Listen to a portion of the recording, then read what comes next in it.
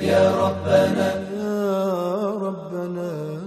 واغفر لنا وارحمنا يا ربنا ربنا يا ربنا يا ربنا يا ربنا.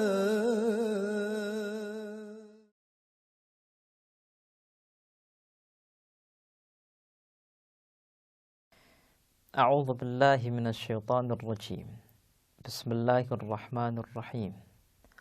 الحمد لله رب العالمين، والصلاة والسلام على رسول الأعظم محمد صلى الله عليه وآله وسلم وعلى أهل بيته الطيبين الطاهرين وأصحابه المنتجبين. أقول لكم السلام عليكم ورحمة الله وبركاته. Para pemirsa dan pendengar yang kami hormati, pada kesempatan yang lalu kita telah membahas bersama bagaimana Islam memberikan perhatian yang luar biasa kepada anak yatim, di mana anak dengan usia yang belum cukup untuk bisa hidup sendiri, Islam mewajibkan kepada orang-orang yang kuat, orang-orang yang mampu untuk memberikan naungan kepada anak yatim. Setelah kita membahas tentang urgensitas memberikan bantuan kepada anak yatim, kita ingin membahas tentang dampak atau hasil yang akan kita dapatkan dari perbuatan ini. Hasil yang pertama adalah dengan kita membantu anak yatim, maka hati kita akan lembut. Kita akan bisa merasakan kesusahan anak yatim. Kita bisa merasakan bagaimana pedihnya hidup susah di dunia ini. Rasul pernah memberikan satu metode bagi siapa yang hatinya keras. Kata beliau, فَلْيَدْنُ يَتِيمًا فَيُلَاطِفُهُ وَلْيَمْسَحْ رَأْسَهُ يَلِينُ قَلْبُهُ بِإِذْنِ اللَّهِ عَزَّ وَجَلَ. Cobalah dekati anak yatim itu, berikan kasih sayang, kemudian coba usap kepala anak yatim. Dengan perbuatan ini, dengan izin Allah, hatinya akan lembut. Dengan kita memperhatikan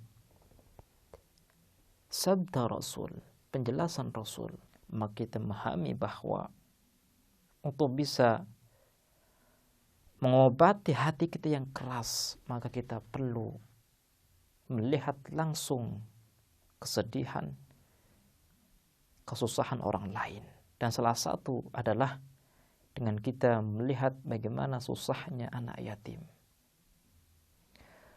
Kemudian hasil kedua adalah orang yang menaungi anak yatim, menghormati anak yatim, maka ia akan mendapatkan penghormatan dari Allah Subhanahu wa taala. Dalam hal ini Rasul berkata, وَمَنْ أَكْرَمَهُمْ أَكْرَمَهُ اللَّهُ. Barang siapa yang menghormati mereka itu anak-anak yatim, maka Allah pasti akan menghormati dirinya. Coba bayangkan, kalau sudah Allah yang menghormati, maka artinya apa?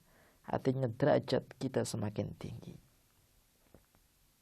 Derajat kita semakin mulia di hadapan Allah Subhanahu wa taala. Kalau sudah seperti ini, maka kenikmatan surga akan kita dapatkan. Kalau sudah seperti ini, maka kita akan sampai kepada derajat ridha, yaitu kita mendapatkan ridha Allah Subhanahu wa taala, di mana ridha ini merupakan kenikmatan terpuncak, tertinggi yang diidam-idamkan oleh setiap hamba.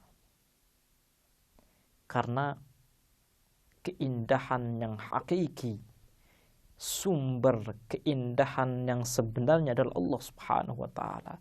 Kalau seandainya kita sudah mendapatkan ridho Allah Subhanahu wa taala, maka kita telah mendapatkan keindahan yang luar biasa. Wa man akramahum akramahullah. Ini adalah penjelasan dari Nabi tentang hasil atau dampak seorang yang memuliakan anak yatim, memberikan naungan anak yatim.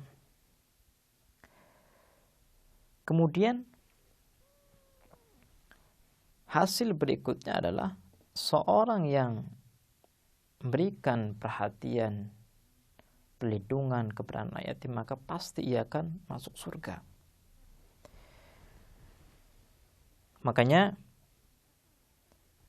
Rasul pernah berkata, "Ya Ali, man kafa yatiman fi nafaqatihi bimalih hatta yastaghni wajabat lahul jannah." Wahai Ali, ketahuilah, barang siapa yang ia memberikan hartanya, memberikan nafkah kepada anak yatim sampai ia bisa hidup dengan cukup, ia bisa hidup sebagaimana mestinya, maka surga akan diberikan kepadanya. Allah Subhanahu wa taala pasti akan masukkan dirinya ke dalam surga. Ini adalah janji Allah Subhanahu wa taala bagi siapapun yang memberikan pelindungan kepada anak-anak yatim. Kemudian dalam hal ini pun dijelaskan bahwa orang yang memberikan pelindungan, memberikan perhatian kepada anak yatim, maka orang ini akan ditempatkan di tempat yang paling mewah, yang paling mulia yang ada dalam surga. Hal ini telah dijelaskan oleh Al-Imam Baqir alaihissalam, di mana beliau mengatakan arba'un man kunna fihi minal mu'minina askanahullahu fi a'la 'illiyin fi ghurafin fuqa ghurafin fi mahalli syarafi kulli syarafi man awal yatima wa nadhara lahu fakana lahu aban rahima. Ada 4 golongan dari kaum mukminin yang kelak Allah Subhanahu wa taala akan menempatkan 4 golongan ini di tempat yang paling tinggi, di tempat yang paling mulia, dan salah satu golongan ini adalah dia yang memberikan naungan kepada anak yatim dan ia memberikan perlindungan kepadanya sehingga ia menjadi ayah bagi anak yatim, ayah yang memberikan kasih sayang yang luar biasa kepada anaknya. Dengan kita memperhatikan bagaimana Allah Subhanahu wa taala memberikan janji yang luar biasa, menyiapkan kenikmatan yang luar biasa kepada orang yang memberikan perlindungan, orang yang memperhatikan kehidupan anak yatim. Maka marilah kita berusaha dengan keras untuk memperhatikan anak-anak yatim yang ada di sekitar kita. Boleh jadi ada anak yatim yang hidup di samping rumah kita, tapi karena kita sibuk dengan pekerjaan kita, kita sibuk dengan urusan pribadi kita, sehingga kita tidak mengetahui bahwa anak tersebut adalah anak yatim. Tapi dengan kita memperhatikan berbagai hadis, berbagai penjelasan indah dari Rasul, dari Al-Imam Ali bin Abi Thalib, dari Al-Imam Baqir alaihissalam, maka marilah kita sadarkan diri ini untuk memberikan perhatian lebih kepada anak-anak yatim. Karena dengan jalan ini kita akan bisa mendapatkan posisi yang tinggi di sisi Allah Subhanahu wa taala. Dan nanti kita pun akan menjelaskan bagaimana siksa yang akan diberikan oleh Allah Subhanahu wa taala bagi siapa yang mencampakkan anak yatim, siapa yang berbuat zalim kepada anak yatim. Baiklah pemirsa, kita cukupkan pembahasan tentang dampak positif yang dihasilkan dari memberikan perlindungan, memberikan perhatian kepada anak yatim, dan kita ingin melanjutkan dengan apa dampak negatif bagi siapa yang mencampakkan dan menelantarkan anak yatim di kesempatan yang akan datang. Kita akhiri.